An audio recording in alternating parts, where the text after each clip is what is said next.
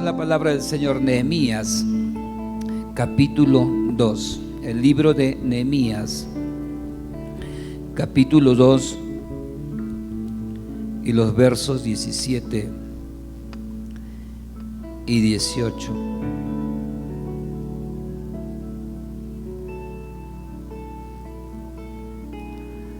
Nehemías capítulo 2, del verso 17 y el verso 18.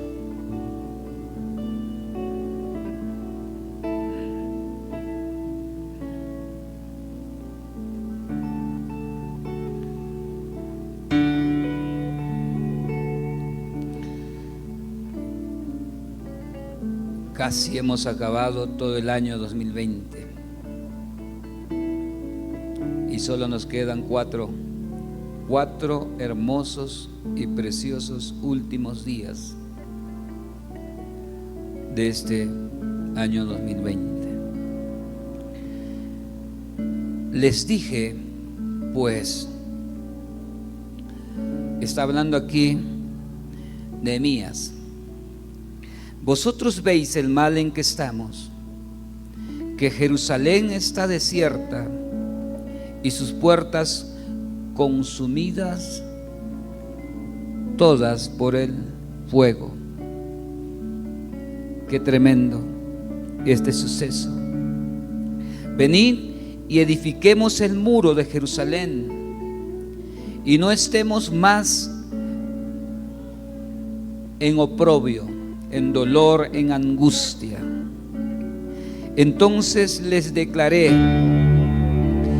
cómo la mano de mi Dios había sido buena sobre mí, y asimismo las palabras que el rey me había dicho. Y dijeron: levantémonos y edifiquemos. Así esforzaron sus manos para bien. ¿Cuántos decimos amén? No le escucho bien todavía. Amén. Aleluya. Bendito sea el nombre de Jesucristo. Restaurando las murallas, como el pasaje: edifiquemos el muro de Jerusalén. ¿Qué de importante? ¿O cuál es la dimensión de la importancia de aquellos muros a favor de aquella ciudad llamada Jerusalén? Y más que la ciudad, la profunda importancia para aquellos que vivían detrás o dentro de aquellas murallas de la gran ciudad llamada Jerusalén. Dos cosas que salen inmediatamente a relucir en esta lectura y dentro de este mensaje: levantémonos y edifiquemos. Gloria a Dios, aleluya. Los muros o las murallas de las ciudades antiguas cumplían específicamente esta función, una función de protección, de seguridad, y no ha cambiado casi mucho ser una generación en este siglo XXI. Esa protección que tenía la ciudad de Jerusalén en ese entonces, gracias a aquellos muros que estaban sostenidas, por cierto, en unos cimientos, o a lo que nosotros conocemos columnas. Hoy esas cosas las tenemos también en nuestras casas, en nuestra cultura y en los distintos países de América Latina. Uno prefiere vivir en esos lugares que nos brindan toda la seguridad, en zonas seguras, como en las residenciales. Creo que, o me parece que aquí en Huaraz también hay 1 o 2 zonas residenciales. Uno de ellos conocido como condominio y otro que está, creo que por antes del seguro, antes del gobierno regional, más o menos por ahí hay una zona residencial. Y en estas zonas residenciales o lugares residenciales, ahí están ubicadas en sus entradas y en sus salidas las vigilancias. Ahí están ubicados los porteros, las rejas de seguridad en estas partes de una ciudad. O en otros casos, aparte de las vigilancias, de las rejas, de los portones de seguridad, las mismas casas a veces tienen en el lindero, en sus muros, en sus murallas o en sus paredes más conocidos por nosotros, en sus paredes que dan para las calles, están circuladas de alambres con corriente, un cerco eléctrico alto, con la decisión o con el propósito, con la función de que nadie penetre a estas casas, a estos lugares, a estos hogares, a estas casas. Y si no hay nada de estas cosas, no hay vigilantes, no hay rejas, tal vez no hay cercos perimétricos, pero en lo menos posible igual tratamos de tener una muralla o algo que nos genere protección. Algunas casas tienen las puertas con doble chapa. No hay vigilante, no hay nada, pero tienen las puertas doble chapa, doble seguridad en aquellas puertas. En el tiempo de Nehemías, las ciudades eran amuralladas, lógicamente las grandes ciudades, no todas las ciudades también, sino que las grandes ciudades que tenían gente pudiente, algunas instalaciones de algunas empresas ya en ese entonces eran totalmente amuralladas para que la gente, número uno, que vivía dentro de esas ciudades se sienta o tenga la protección, tenga la seguridad, la confianza de pasar sus 12 horas, sus 24 horas y cada día estén ahí palpitando con una confianza y seguridad. Y número dos, para que el enemigo no pueda penetrar a estas ciudades, no pueda ingresar a estas ciudades. ¿Para qué los traigo estas cosas? Porque en el aspecto espiritual tiene como que una comparación y una similitud, es casi igual que podemos mirarlo en muchos pasajes de las Sagradas Escrituras, pero solamente como para hacerles mención, es lo que encontramos justamente en el capítulo 51 de Salmos, cuando el salmista David expresa su dolor, cuando David en segundo lugar se arrepiente de todas sus acciones malas que él había demostrado o había expresado, su pecado, se arrepiente de su pecado, se arrepiente de su maldad. Y cuando uno analiza este capítulo 51 dentro de todas las cosas que él pide, encontramos, por ejemplo, David le pide a Dios que Dios borre sus rebeliones, le perdone sus pecados, limpie sus manchas, pero también le dice: no quites de mí tu Santo Espíritu, no me eches de delante de ti. Él estaba pidiendo, en otras palabras, con estas dos o tercera y cuarta cosa: no quites de mí tu Santo Espíritu, no me eches de delante de ti. En palabras resumidas, lo que David estaba pidiendo es que Dios no le quite su unción. Sabía David correctamente que durante todos los años, desde que conoció a Dios como el Padre de sus padres, Dios había sido bueno siempre con sus familiares, con sus ancestros. Que todo lo que habían logrado sus padres es gracias al Espíritu de Dios, que día tras día que sus padres habían caminado, Dios les había dado siempre la victoria, siempre los logros, los alcances, y que sus padres siempre tenían también a Dios como papá, no solamente como creador. Y cuantas veces le fallaron, cuantas veces la ruina también se los vino. Pero fíjense que cuando analizamos este capítulo, no solamente David pide que Dios no le quite de su delante o no le quite su espíritu. Hay algo que encontramos en esta palabra, que David también pide: que Dios edificara los muros de Jerusalén, justamente de la que estamos hablando. Edifica los muros de Jerusalén.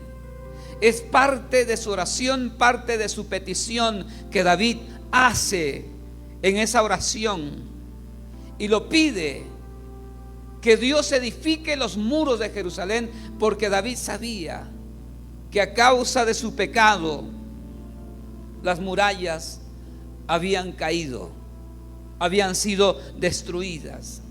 Pero en ese momento ya había pasado mucho tiempo, y cuando él hace una oración,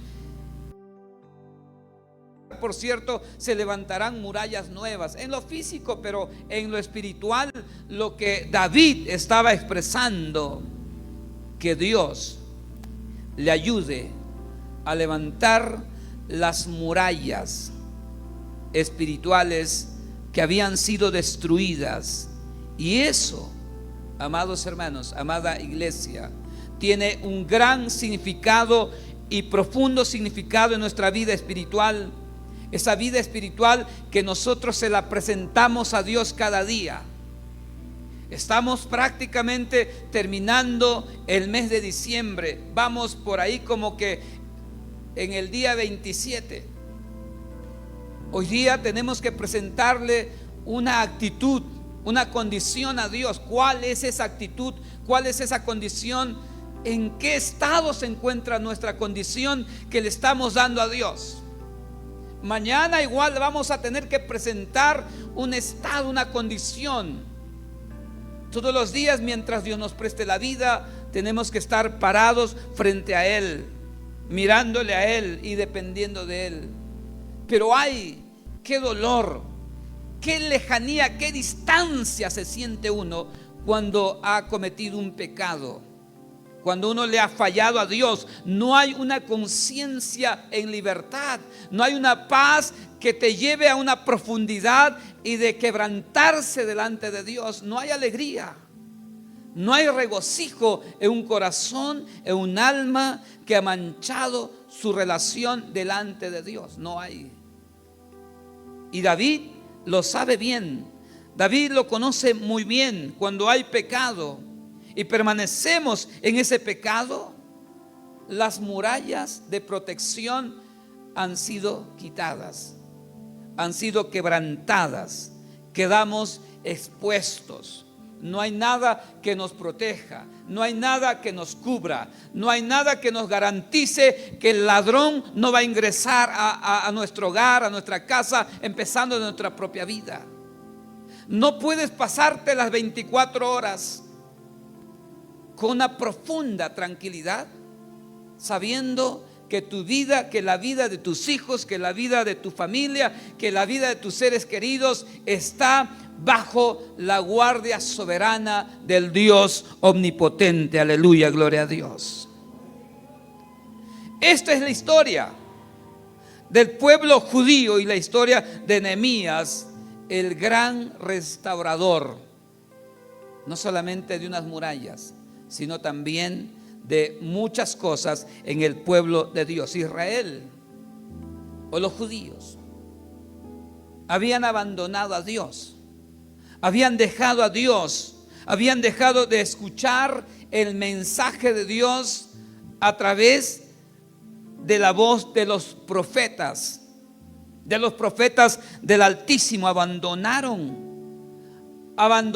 dieron la espalda a la búsqueda incesante de Dios. Y como habían abandonado de buscarle a Dios, el templo de Jehová también estaba abandonada, estaba vacía, estaba cerrada, estaba polvorienta, descuidada. Ignoraron la palabra de Dios y los mandamientos de la ley del amor del Creador que Dios mismo los había dado. Así que ante ese abandono, ¿qué es lo que pasó? La ciudad cayó. La ciudad cayó en manos del enemigo. Esto es lo que sucede cuando un pueblo, cuando un cristiano o cuando un hijo de Dios, sea varón o mujer, abandona a Dios. Cae su vida, cae la familia, es destruido, es manipulado su vida. La familia prácticamente puede ser destrozado. La Biblia nos dice que el templo de Dios fue destruido. La ciudad de Dios también fue destruida. Y fueron llevados, el pueblo fue llevado preso, cautivo, hacia Babilonia. ¿Me están entendiendo hasta ahí la palabra de Dios? 70 años después, 70 años de esclavitud, 70 años de estar lejos de su abrigo, 70 años después de haber estado lejos de su tierra, de sus formas, de sus costumbres, el no poder hacer lo que ellos aprendieron de parte de Dios, sino ahora depender de otro soberano. Ciro, el rey de Persia, dice la historia que firma un edicto en la cual dice a la letra: todos los que quieran regresar a su tierra pueden regresar, pueden retornar a su tierra, pero no solamente si quieren retornar, retornen, sino que todos aquellos que retornando a su tierra quieren volver a edificar su ciudad, pueden edificarla.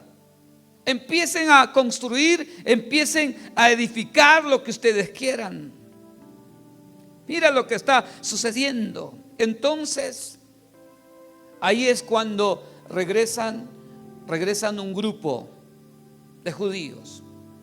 Zorobabel a la cabeza, y alrededor de Zorobabel 42,000 personas, 42,000 judíos regresan a su ciudad y pueden entonces ahora tener esa libertad, y en medio de esa libertad empiezan nuevamente a edificar el templo donde ellos solían alabar y adorar al Dios Todopoderoso. Y cuando vienen a la ciudad, cuando ellos llegan a su ciudad después de 70 años, muchos no regresaron, otra generación, pero que todavía habían escuchado y habían aceptado la palabra de Dios. Lo primero que ellos encuentran es una ciudad quemada, es una ciudad destruida, es una ciudad que totalmente no tenía nada, ni siquiera el templo, totalmente destruido. Entonces estas personas, estos judíos, comienzan a poner el cimiento, y eso es lo que en esta mañana quiero que usted le diga, volteando al costado, no importa que esté lejos, pero mírele bien a la cara. Y es lo que quiero en esta mañana que ustedes entiendan, y quiero que lo repitan conmigo. Digan conmigo: el cimiento. Todavía no lo escucho bien. El cimiento. Con más ganas los de arriba: el cimiento. Esto es parte de lo que Dios quiere hablarnos o decirnos en este día. Empezaron a poner el cimiento del templo para restaurar primeramente el altar de Dios, porque sabían y ellos conocían que si el altar de Dios es restaurada, entonces empezaría a estar asegurada el inicio de los cultos rendidos o entregadas a nuestro Creador Jehová de los ejércitos. Y ahí también comienzan a edificar. Pero en esta ocasión, a diferencia de la primera vez que no escuchaban el mensaje, no atendían a los profetas de Dios, ahora cuando estos 42,000 empiezan a edificar otra vez el templo, la edifican siendo guiados por la palabra de Dios, por la voz de Dios a través de los profetas Zacarías y Ageo. Ahora sí escuchan la voz de Dios, ahora sí atienden el mensaje de Dios. Y cuando alguien construye, cuando alguien edifica algo, siendo guiado por la dirección o la guía de la voz de Dios, entonces lo que construye, lo que edifica, va a tener una base sólida, porque lo hace conforme Dios está guiando y está dirigiendo, sea nuestra vida, sea nuestra familia, sea una comunidad cristiana o una iglesia. Es totalmente diferente querer llevar adelante mi vida lejos o sin querer escuchar el mensaje o la voz de Dios, que hacer las cosas cada mañana escuchando una voz fresca. ¿Qué es lo que Dios quiere que haga este domingo 27 de diciembre? Es ahí donde Nehemías restaura los muros de la ciudad. Se va restaurando los cimientos y Dios va permitiendo también restaurar a la vez la puerta, restaurar los muros de aquella ciudad, de aquel templo, el lugar de reunión para el pueblo de Dios. Esdras ahí reúne al pueblo. La segunda cosa que me llama la atención: si alguien se atreve a reedificar o a restaurar lo que antes nos generaba una protección, esas murallas espirituales, Esdras toma las escrituras y comienza a leerle al pueblo. Comienza a lecturar las escrituras. Y el capítulo 8 de Nehemías dice que el pueblo, al escuchar las escrituras, reconoce dónde radicó los problemas, sus problemas, y lloran escuchando y entendiendo la ley de Dios. Escuchen, amados hermanos. Pastor, ¿pero qué tiene que ver la historia de los judíos? ¿Pero qué tiene que ver la historia del pueblo judío? La historia de Nehemías. ¿Pero por qué nos está narrando específicamente esa parte de la historia de los judíos, de Nehemías? Les narro, les explico esa parte de la historia del pueblo judío y de Nehemías, porque esto es el mensaje para estos días, para estos últimos 4 días que nos restan, que todavía tenemos del año 2020. Este es el llamado, este es el mensaje, esta es la palabra de Dios que vengo a hacerlos a 4 días de acabar el año. Dios, el que lo conoce todo, Dios, aquel que nos llamó a esta vida, Dios va a levantar restauradores de esta casa, hombres que entiendan que no es el camino correcto hacerlas distanciado de su dirección, distanciados de la guía del precioso Espíritu Santo.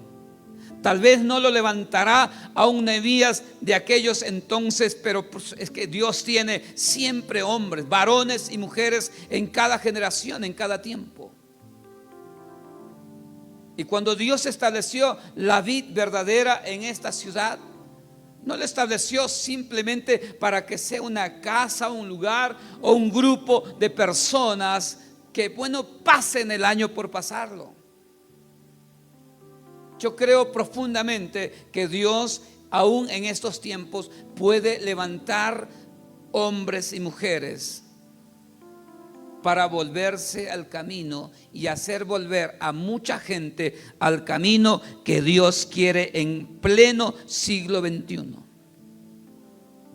Dios va a levantar a los que van a regenerar las murallas caídas. Dios puede levantar hombres y mujeres, jóvenes, señoritas, que puedan restaurar una adoración en el mismo corazón del Espíritu Santo. Yo creo que Dios sí puede levantar cristianos y cristianas que puedan restaurar una alabanza que salga desde lo profundo del corazón de Dios. Y a veces yo me preocupo cuando miro todo el escenario mundial de cómo se está dando la vida cristiana. Escribiendo este mensaje, no sé cómo ingresé a un espacio social y la noticia no es de este año, 4 o 5 años atrás, donde dicen: los líderes de tal ministerio, de tal iglesia, se casan. Y miro las fotos, eran 2 jóvenes. Los líderes del ministerio de alabanza de tal iglesia se casan. Líderes que por año escriben las alabanzas. ¿De dónde están saliendo las composiciones de muchas alabanzas que a veces aún nosotros podemos estar cogiendo?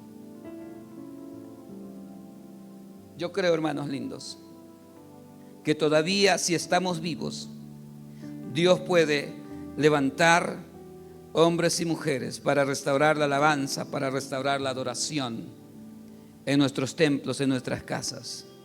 Yo creo que Dios en estos tiempos, en pleno siglo XXI, puede restaurar la predicación de la palabra del Señor, que salga exclusivamente del centro de las Sagradas Escrituras. Que sea una palabra que llegue al corazón, que sane el corazón, que restaure la vida del ser humano, empezando de nuestras casas, de nuestra familia. Yo creo que Dios sí puede restaurar los altares, los púlpitos, a los predicadores, para ser predicadores que podamos hablar conforme a las palabras que su Espíritu está dándonos. Yo creo que sí podemos restaurar todavía. Si escuchamos la voz de Dios, sí podemos restaurar todavía nuestros cultos. Que nuestros cultos sean cultos con contenido que el mismo Espíritu está dándole a su pueblo, a su iglesia. Y los Nehemías, los que van a ser esos restauradores, reformadores, esos hombres que pueden ser hasta adolescentes, jóvenes, hasta niños, adultos, ancianos. Debemos entender que en esta casa es el tiempo de restaurar, el tiempo de levantarnos, de restaurar las relaciones rotas. Es tiempo de restaurar las relaciones en medio de nuestra vida familiar. Cuando uno voltea y mira a alguien a su costado, a veces miramos caras, rostros miramos, pero no nos damos cuenta a veces qué hay dentro de esos rostros, de esos corazones. ¿Cómo está la situación? ¿Cuál es el estado? De cómo estamos pasando nuestras horas y tras horas como personas. Hoy me llamaba mucho la atención la reflexión de la madrugada. ¿Cómo estamos pasando allá en el vecindario? ¿Cómo lo estamos pasando allá en nuestro seno familiar?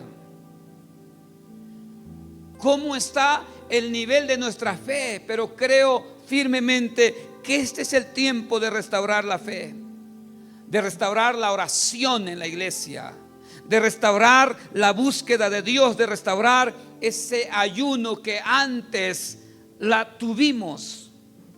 Es tiempo de restaurar el fuego del Espíritu Santo, la pasión, el servicio, la ofrenda. Es tiempo de restaurar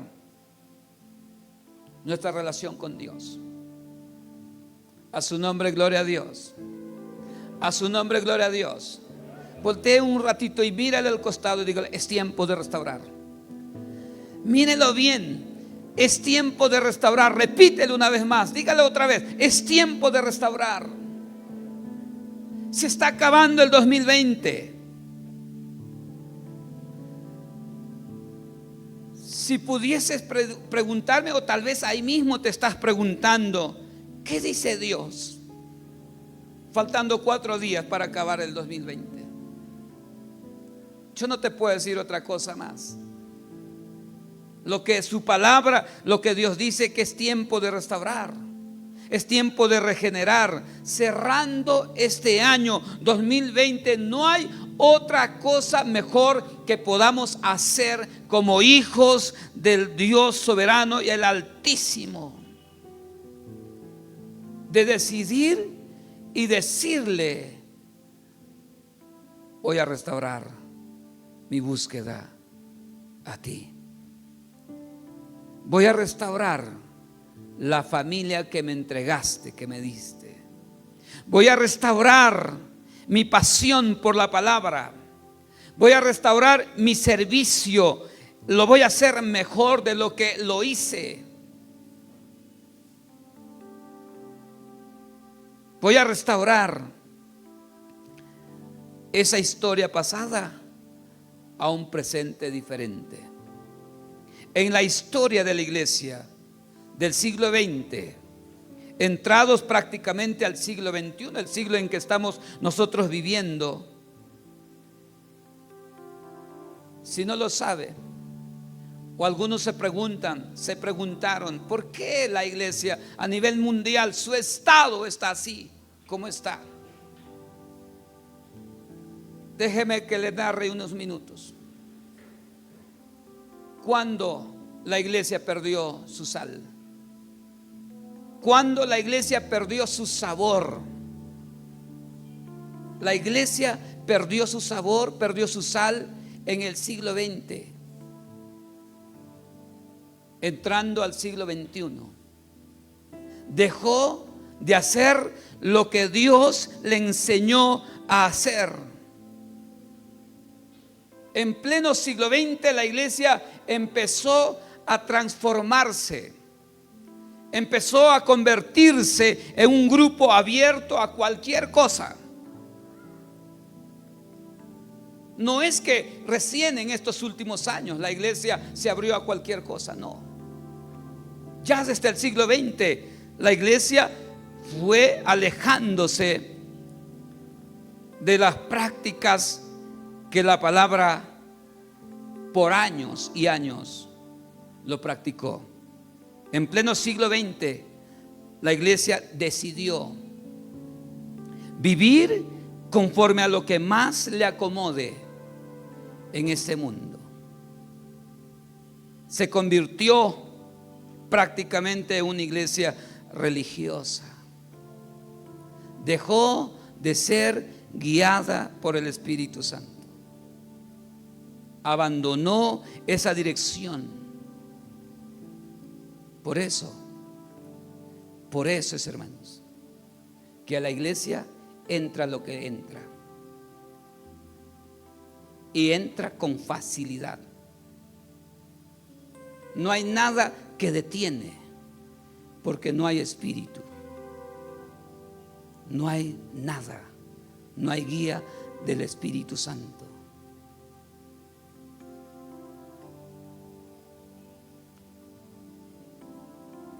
La iglesia, empezando desde el siglo XX, permitió entrar tantas cosas y quiere vivir. Hoy tenemos casi en el mundo entero, hoy vemos iglesias que quieren vivir conforme al festín del mundo, de los espacios más brillantes, al estilo Hollywood. Así la iglesia quiere vivir. Eso es lo que el Espíritu le está guiando.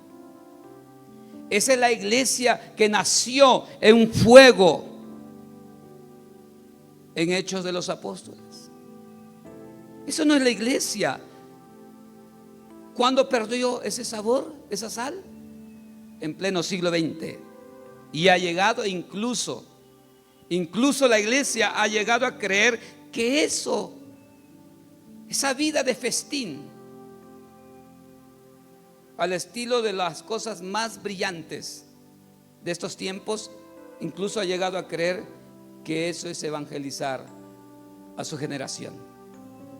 Y eso es lo que se cree ahora, y eso es lo que se piensa. Pero déjenme decirles que casi prácticamente la iglesia se parece a un grupo político. Bastante discurso, bastantes acciones, pero nada de lo espiritual. Cero de lo espiritual. Prácticamente es una iglesia que perdió el horizonte, perdió el norte, perdió la dirección. Ahora, para encaminarse a hacer sus actividades, sus acciones, no mira la Biblia. Para hacer sus actividades, para planificar sus acciones, mira lo que hoy el mundo, cómo lo está haciendo, y quiere traerlo a la iglesia. Ya no examina la palabra de Dios, ya no analiza la palabra de Dios. ¿Cómo lo están haciendo los nuevos grupos que aparecieron en estos últimos tiempos? Esa es su guía. Ya no es la palabra. Ya no es la palabra su dirección, su libro de los libros. Sus predicadores en pleno siglo XX empezaron a usar la Biblia, empezaron a usar la palabra no para predicarlas. Ya no abrían la Biblia para predicarlas, sino simplemente para fundamentar estratégicamente sus abundantes, sus muchas ilustraciones, sus abundantes filosofías, pero nada de Dios. Nada, absolutamente nada de Dios. Y fue simplemente una iglesia que empezó en un momento a volver a levantarse, sino hasta el siglo XVI, un poco más atrás. Hasta ese siglo XVI fue tan vital para el pueblo, porque fue el tiempo donde se desarrolló la reforma. Tuvieron que hacer reformas y contrarreformas en todo ese tiempo, buscando una iglesia que se vuelva a los orígenes de sus inicios.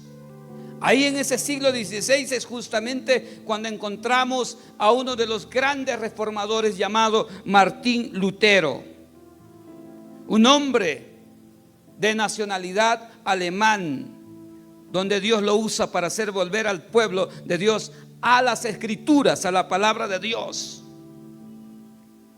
Es un hombre que se paró y escuchó a Dios y dijo: tienes que hacer algo por mi pueblo. Tienes que sacarle de las filosofías, tienes que sacarle de las fábulas, tienes que sacarle de las anécdotas. En otras palabras, Dios le estaba diciendo: ya no necesito una iglesia que se encamine por filosofías, que se encamine por anécdotas, por historias tan lindas, maravillosas, pero cero de Dios, cero del Espíritu, nada de lo espiritual. Fue ese hombre que le hizo volver a las Sagradas Escrituras a toda la nación, Europa, especialmente a todo el norte de Europa. Fue Martín Lutero que finalmente logró llevarle otra vez al pueblo de Dios a las Escrituras. Y ahí es donde sale esta frase que muchos de los que estudiamos teología, y los que están en los institutos, y los que están en los seminarios, hemos escuchado: a sola escritura, a sola fe. Es decir, a sola palabra y a sola fe. ¿Quién fue ese hombre usado en ese siglo XVI? Martín Lutero. ¿Y por qué encontramos eso en la historia?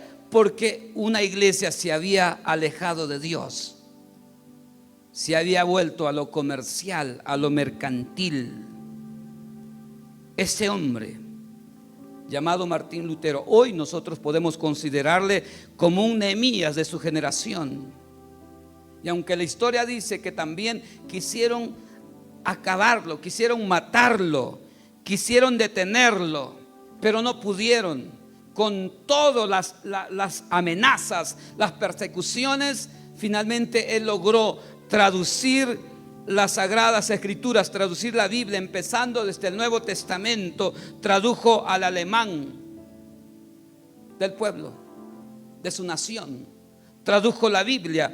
Parece, incluso cuando uno lee todos los capítulos de esa historia, algunos investigadores dicen que el idioma alemán posiblemente esté fundamentado en la traducción que Martín Lutero hizo la Biblia al alemán, ese idioma de los alemanes.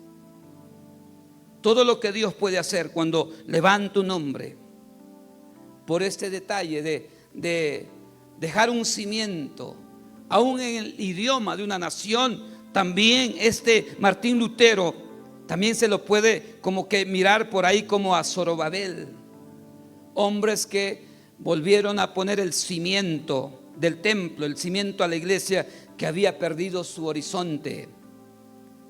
El cimiento no es otra cosa más la que tenemos en nuestras manos, la palabra de Dios. Ese es el cimiento para una iglesia. ¿Por qué, pastor? ¿Por qué usted dice que la palabra de Dios es el cimiento de la iglesia? No es otra cosa el cimiento de la iglesia, es esta palabra. Porque esta palabra ha sido inspirada por el Espíritu de Dios. O alguien puede decirme que hay otro libro que también fue inspirada por el Espíritu de Dios. No hay. Y si esta palabra es la que ha sido inspirada por el Espíritu de Dios, esta entonces es el fundamento de la iglesia. En esta es la que nos tenemos que basar como iglesia. Cada acción, cada práctica, cada actividad como iglesia que vamos a realizar, tenemos que una y otra vez volver a mirar las líneas de las Sagradas Escrituras.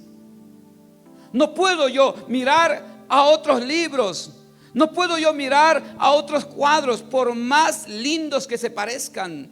Aquí está el ejemplo de un pueblo de Dios que sabe escuchar y sabe seguir lo que su creador, lo que su padre le está guiando, lo que su padre le está diciendo. Después de Martín Lutero empiezan muchos otros reformadores, como que por ahí le encontramos también a Calvino. Calvino es un reformador que cambia el modo del culto.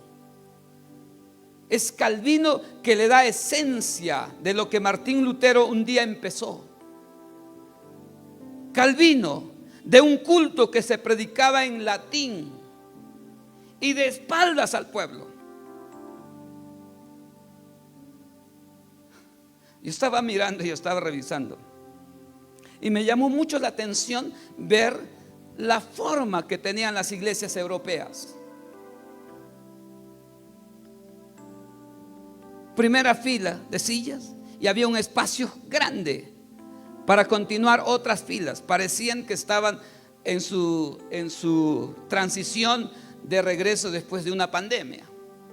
Así como más o menos que estamos, nosotros no estamos tan distanciados, 1,5 metros, pero esas iglesias eran tremendas y espacios abundantes, y a la mitad del templo había una mesa de donde se servía la cena del Señor, la Santa Cena. Y al fondo estaba el sacerdote. Y el sacerdote predicaba de espaldas al pueblo, así predicaba de espaldas, dándole espalda al pueblo, no le daba la mirada, y predicaba en un idioma que ni hablaba el pueblo, un idioma latín. Y el pueblo no entendía, el pueblo no recibía, porque no era el lenguaje en que podía llegar el mensaje a la iglesia, al pueblo de Dios. Ahí entonces es cuando Calvino establece que la adoración se regrese al templo, que la alabanza se regrese al templo, que la predicación en un lenguaje que Dios pueda llegar al pueblo sea predicado. La predicación se convirtió ahí entonces el centro de las liturgias, y una predicación tan entendible. Regresó ahí las ofrendas a la vida de la iglesia. Ahí es donde Calvino hizo que el sermón sea la parte central de nuestros servicios, de nuestros cultos. Ese es otro Nehemías de su tiempo, de su generación. Pero también encontramos a John Wesley. John Wesley hablaba de un nuevo nacimiento, pero también hablaba de una segunda experiencia llamada santificación. Estoy hablando de hombres reformadores que empezaban a regresar al pueblo delante de su Creador, delante de su Dios. Lo que se entiende, John Wesley, que hablaba ya en su momento, una vez más, de una vida, de una práctica de santidad. Prácticamente uno puede pensar dentro de la historia, incluso puede aplicar, puede entender que lo que John Wesley hizo es como hacer el preámbulo de todo el movimiento pentecostal que se viniese en adelante, de toda la iglesia, que nos regimos por la dirección del Espíritu Santo de Dios. Ahí es cuando este hombre, con todas sus enseñanzas, y si uno le pone toda la atención, entiende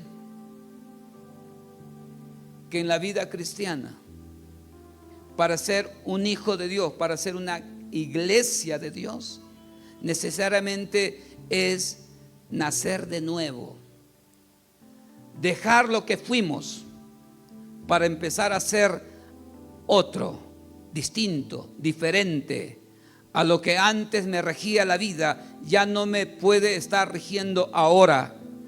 Ahora el quien debe regir mi vida son los principios, son las normas del reino de Dios, el creador y el dador de la vida. Pero tengo también por acá a uno llamado Fox, George Fox, que fue otro reformador que parecía en su momento como un loco, que parecía o que hacía locuras, pero que en medio de esas locuras que él hacía, despertó en el pueblo verdades espirituales y verdades gigantescas. Al grupo que andaba con Fox los llamaban los iluminados. Todas las personas, aún los grupos que ya había en ese entonces iglesias pequeñas, los llamaban así, los iluminados. Y los llamaban los iluminados no porque tal vez eran una secta por ahí, no. Los llamaban así porque su predicación, sus enseñanzas, siempre, todas sus predicaciones, todas sus enseñanzas llevaban un título único para todo. Su título era: Dios ya te iluminó. Era una interrogante. Dios ya te iluminó.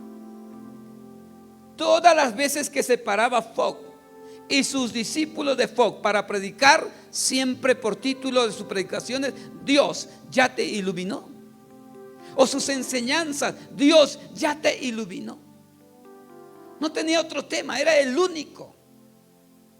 Cuantas veces y por donde iba, siempre predicaba bajo este tema: Dios ya te iluminó.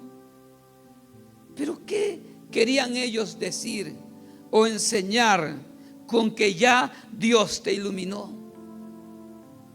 Cuando uno mira Hebreos 6 del 4, 5 y 6, 3 versos,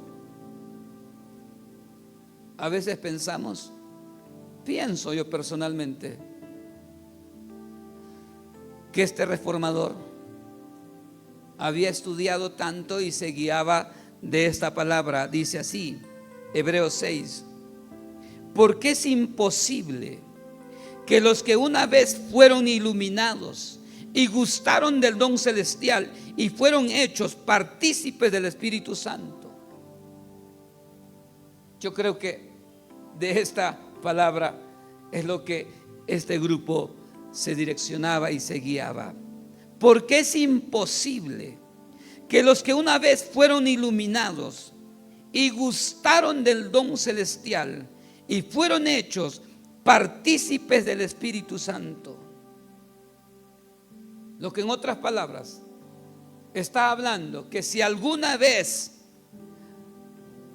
te convertiste o me convertí y Dios me dio el privilegio del don de su Espíritu Santo, es imposible que vayamos otra vez a querer crucificar al Hijo de Dios, a Jesucristo. Es imposible que un hombre o una mujer que tiene el Espíritu en su corazón morando, moviéndose, es imposible que vaya a estar dando pasos para atrás. Si alguien esta mañana dice, entonces se pregunta o le pregunta a alguien: ¿Dios ya te iluminó? ¿Cuál es la respuesta que usted tendría que dar en esta mañana? ¿Qué le tendría que responder si alguien en este instante le pregunta: ¿Dios ya te iluminó? Si hay una fe profunda, si hoy está el Espíritu en nuestro corazón, no hubiese otra respuesta que le responda y le diga: claro que Dios ya me iluminó, porque he nacido de nuevo y Cristo vive y mora en mi corazón. Aleluya. Pero sería muy difícil responder así si yo no siento nada de su Espíritu de Dios. Siento que todavía no está morando, que todavía necesito entonces restaurar mi relación, mi comunión con Dios. Pero aquí tengo uno más.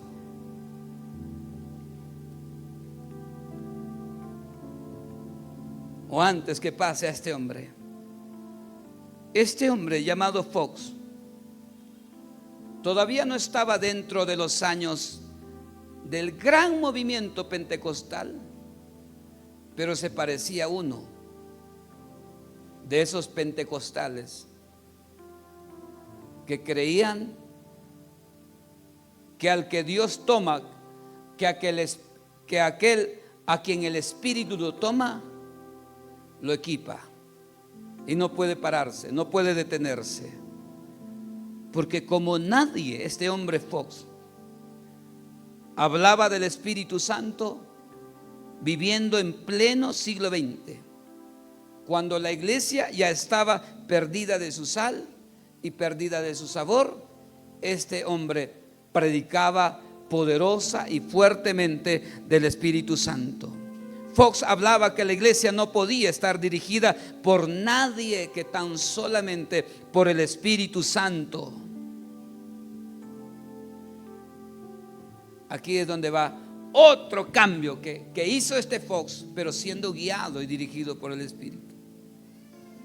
Mientras cuando las mujeres estaban por ahí arrinconadas y la sociedad, incluida la misma iglesia, lo miraba que la mujer es un ser sin valor, absolutamente no sirve, no vale.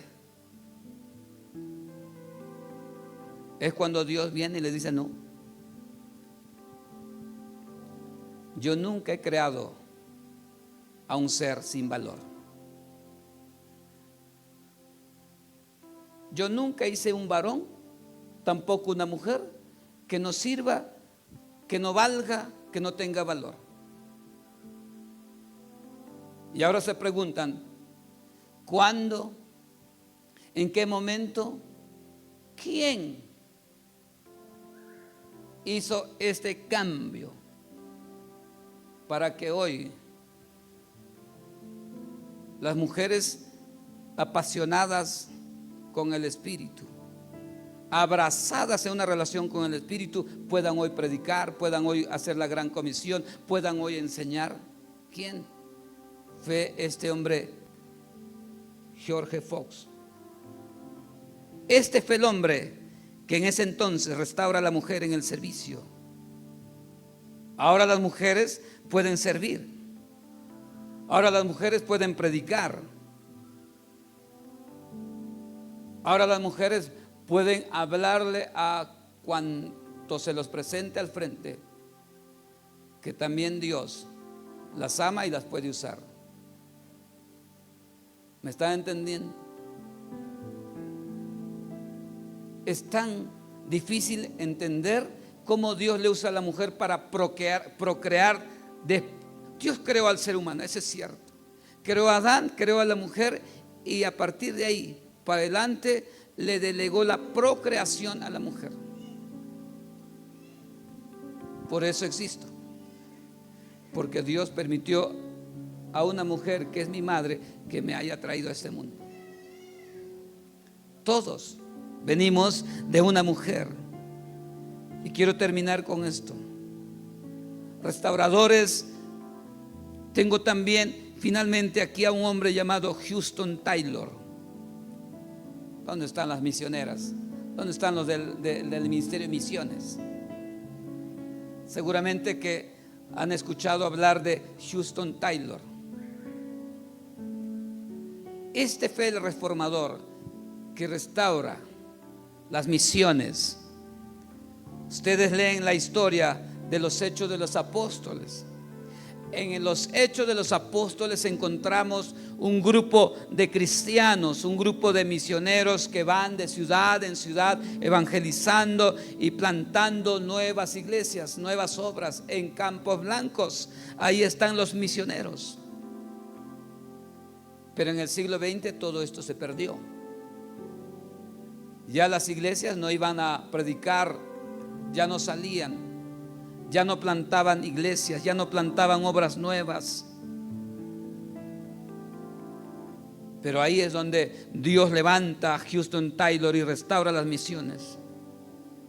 Por eso debemos entender que la vid debe ser una iglesia que predique, que escuche la voz del Espíritu, que para cualquier cosa, por más pequeña que sea, sepa escuchar a Dios. Sea una iglesia que plante iglesias donde pueda, donde vaya, pueda levantar una iglesia. La fe, el bautismo en el Espíritu Santo, restaurado hace un poco más de 100 años. El año pasado acabamos nosotros de celebrar el centenario de las Asambleas de Dios del Perú. Pero entre 12 a 14 años atrás fue cuando nació las Asambleas de Dios del Perú, en una calle bajo un movimiento poderoso del Espíritu Santo. O sea, no es mucho, un poquito más de 100 años. que Dios a través de su Espíritu Santo volvió a restaurar la fe, ese bautismo en el Espíritu Santo. Y no es posible que en menos de 120 años la podamos perder o la tengamos lejos de nuestras prácticas. No, no es posible eso. Al culminar este año 2020, este es el último domingo del 2020 en que estamos predicándoles.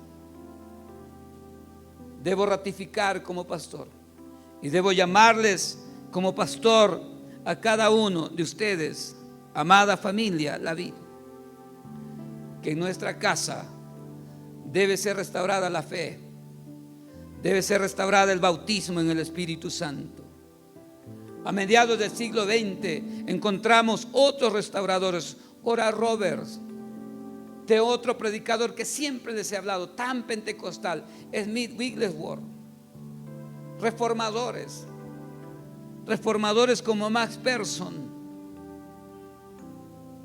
criticados, hablados, pero fueron hombres que a mitad del siglo XXI ellos restauraron las sanidades, la sanidad divina.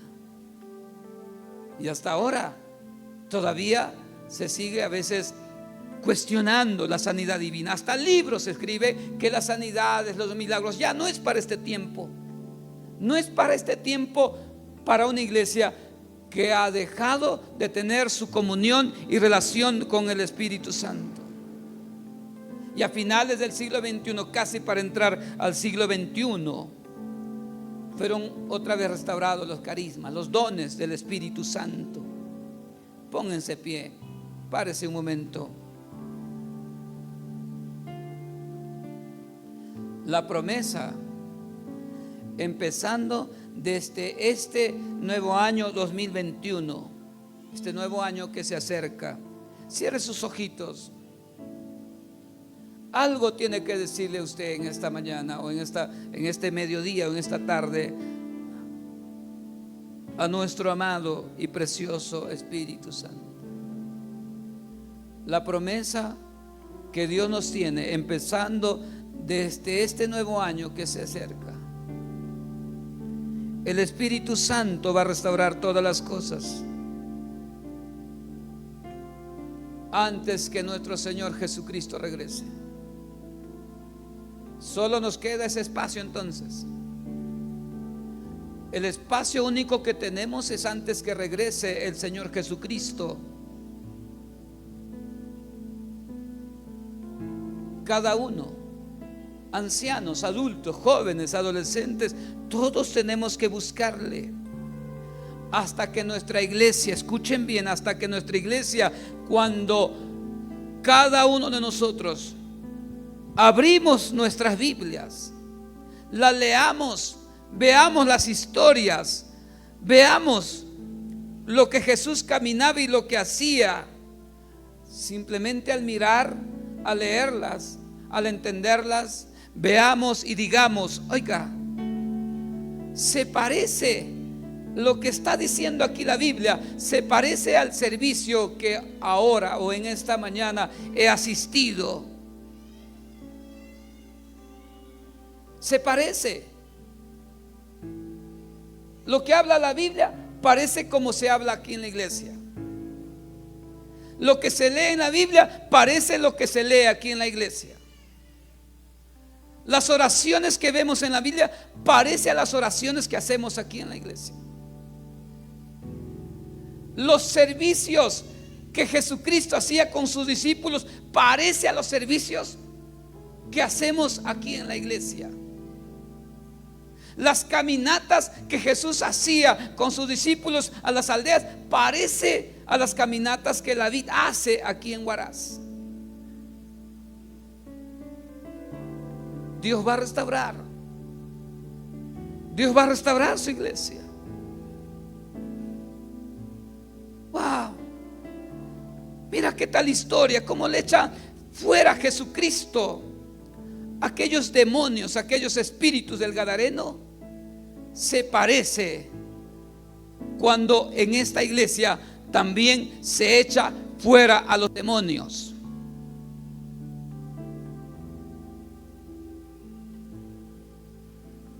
Sanidades Los evangelios están llenos de sanidades.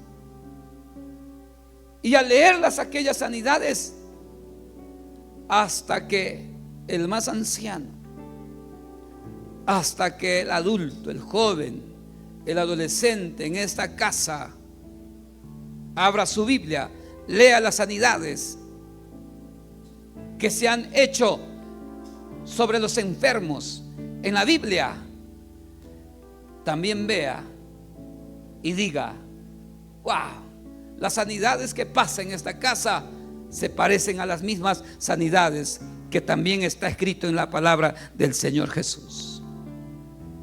Hasta que la vid verdadera sea una iglesia primitiva, pero en su tiempo, en su siglo XXI. No seremos la iglesia primitiva del siglo I, pero podemos ser la iglesia del Espíritu Santo en medio del siglo XXI. ¿Saben? La vid verdadera tiene que ser aquella iglesia con la lluvia postrera de la que habló Joel y la repitió el apóstol Pedro cuando predicaba, cuando la iglesia empezaba. Todavía no es tarde para volver a empezar de nuevo, para volvernos a nuestro pastor de pastores, nuestro precioso Espíritu Santo. Ponga su mano en su corazón, una mano levante arriba y dígalo: esta es la palabra para mí. Quiero escucharlo, repítalo: esta es la palabra para mí. Vamos todos en un solo coro: esta es la palabra para mí. Repite conmigo esto: levantémonos y edifiquemos. Así esforzaron sus manos para bien. Satanás, hermanos lindos, si tú no entiendes y atiendes esto, Satanás quiere vernos destruidos en todo. Pero tú tienes la oportunidad en este día, en este servicio, de repetirle a los oídos de Satanás, pero con la mirada en su Padre que está en los cielos, y con el corazón en su pastor, que es el Espíritu Santo, de decirle: Satanás, tú quieres verme destruido en todo, pero ahora yo me levanto y restauro las murallas caídas de mi vida. Yo me levanto y voy a hacer otra cosa. No voy a hacer otra cosa más que restaurar las murallas caídas de mi casa, las murallas caídas de mi familia, las murallas caídas de mis hijos. Ahora yo me levanto para restaurar las murallas caídas, aquellas que estabas derribando, aquellas que estabas maltratando. Levántele su mano arriba, dígalo: yo me paro, yo me levanto. Mi familia no le pertenece al destructor, al ladrón, a Satanás, al diablo. Ni yo le pertenezco al ladrón. Yo solo pertenezco al amado Espíritu Santo de Dios. Ancianos que hoy están presentes, adultos, jóvenes, adolescentes y pequeños, todos, sin excepción de nadie, todos en esta casa vamos a ser amigos del Espíritu Santo, porque tenemos ahora un llamado de levantarnos y restaurar las murallas que han sido caídas, derribadas de nuestra relación con Dios. Gracias, dígalo: gracias, Señor. Gracias, aleluya. Ahí donde están, solo quisiera pedirlo que levanten su mano a aquellos que nunca aceptaron a Cristo en sus vidas, o a aquellos que saben que le fallaron a Dios, que después de haber probado el don del Espíritu, después de haber sido iluminados, volvieron a crucificar a Jesucristo. Aquellos que hoy en este día le dicen: Dios, yo no puedo hacer otra cosa más que reconciliarme contigo urgentemente. Hoy me levanto para restaurar, para reconstruir las murallas que hasta cierto punto Satanás estuvo destruyendo. Si usted en este día se reconcilia con Dios, levánteme una mano bien arriba, que quiero orar por usted. Dios te bendiga. Dios te bendiga. ¿Habrá alguien más? Tengo 2 manos levantadas. ¿Alguien más? Arriba. ¿Alguien se reconcilia con Dios? Tengo 2 manos levantadas. ¿Dónde están si están los consejeros o los sugieres? Me ayudan. Acá hay una mano levantada, acá hay otra mano. Una dama y un caballero. Si ven a alguien atrás, también tráiganlo aquí. Vamos a terminar orando. No hay mejor cosa y mayor gozo en el corazón de Dios cuando alguien se acerca a Dios, viene a Dios, reconociendo su falta, su pecado, se arrepiente, renuncia a su pecado y le da lugar a Dios. Gracias, Jesucristo. ¿Cuál es tu nombre, hijo? ¿Alguna vez aceptaste a Cristo? Bien, Andrés. ¿Cuál es tu nombre tuyo? Wilder. ¿Alguna vez aceptaste a Cristo? Bien. ¿Cuál es tu nombre, hija? Todos los demás vamos orando. Betty, ¿alguna vez aceptaste a Cristo? Bien, hija, vamos a orar con ustedes. Mi consejo es que ustedes hoy tomen una decisión seria de abrirle su corazón, de pedirle perdón a Dios, volverse a Dios de todo corazón y amarle por el resto de tiempo que todavía Dios les vaya a prestar la vida. No tenemos más tiempo. Nuestro único tiempo es hasta que el Señor Jesús regrese. No hay más. Pero Dios, que es tan bueno, Él va a restaurar nuestras vidas antes que su Hijo regrese a llevarnos. Cierre sus ojitos ahí donde está delante y repite estas palabras juntamente conmigo. Dígalo: Señor Jesús, estoy delante de ti. Te pido perdón por todos los pecados que he cometido. Lávame de todas las maldades. Límpiame, Señor. Gracias, aleluya. Escribe mi nombre en el libro de la vida. Ayúdame.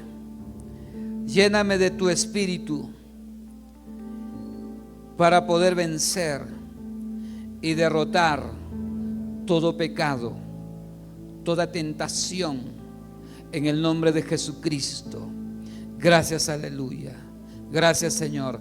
Padre bendito, permíteme orar por estas 3 vidas en el nombre de Jesucristo, que sobre todo nombre, toda influencia maligna, espiritual, satánica, toda esclavitud perversa, de vicio, de espíritus malignos en estas vidas, Señor, si hay ataduras, échalo fuera en el nombre de Jesucristo. Liberta estas almas, tráigalos a victoria, porque tú eres el único que los puedes levantar en triunfo, en victoria.